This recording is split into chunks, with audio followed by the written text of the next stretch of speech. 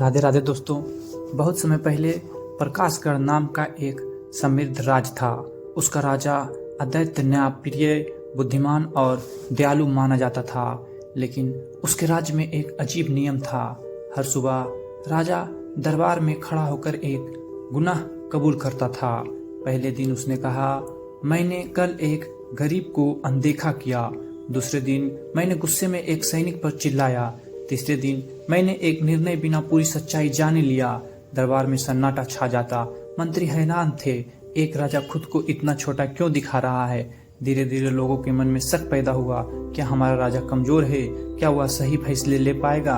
एक दिन एक युवा मंत्री ने हिम्मत करके पूछा, महाराज आप ये सब क्यों करते हैं? राजा तो हमेशा निर्दोष दिखता है। राजा मुस्कुराया लेकिन कोई जवाब नहीं दिया। कुछ दिनों बाद राज्य में एक बड़ा विवाद हुआ। दो व्यापारी एक ही जमीन की मालिक होने का दावा कर रहे थे।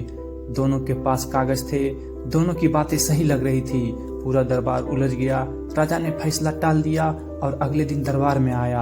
आज का मेरा गुनाह, मैंने कल फैसला लेने से बचने की कोशिश की। लोग हैरान रह गए। उस रात राजा अकेले शहर में निकला। उसने दोनों व्यापारियों के घर जाकर उनकी जिंदगी देखी। एक व्यापारी लालची था, दूसरा मजबूर। अगले दिन दरबार में राजा ने सच्चाई के आधार पर फैसला सुनाया।